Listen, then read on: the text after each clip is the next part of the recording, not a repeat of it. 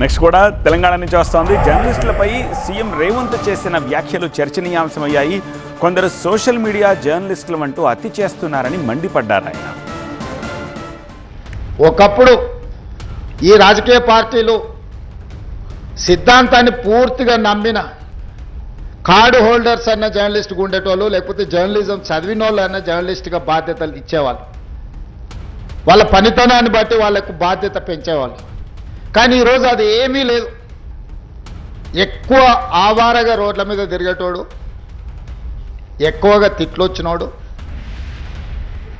ఏదంటే అది మాట్లాడేటోడే ఈరోజు జర్నలిస్ట్ అనే ముసుగు తోడుకొని సోషల్ మీడియాలో అందరి పట్ల అసహ్యకరమైన భాషను ఉపయోగించే పరిస్థితులు వచ్చినాయి.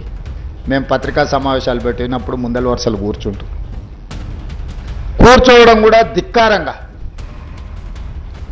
మన మీదో లోకు అయినట్టు వాడేదో మన మీద పెత్తనాన్ని చెలాయించడానికి వచ్చినట్టు మన కళ్ళకు చూస్తుంటాడు. ఇంకా నువ్వు నమస్కారం పెడతలేవు, నన్ను చూసి తల ఉంచుకుంటలేవేందని. నాకైతే అప్పుడప్పుడు అనిపిస్తుంది దిగిపోయి పల్ల చెంపలు వలగొట్టాలని. కానీ పరిస్థితులు హోదా అడ్డం వస్తుంటాయి.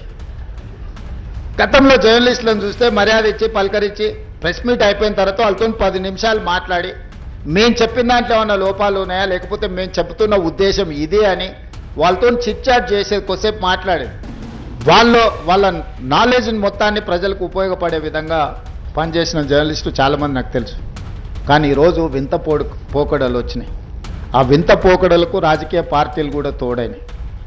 రాజకీయ నాయకుల యొక్క స్టేట్మెంట్ల పట్ల విశ్వసనీయత తగ్గుతున్న క్రమంలో జర్నలిస్టులు కూడా వేగంగా అదే దారికి పరిగెత్తుతున్నారు.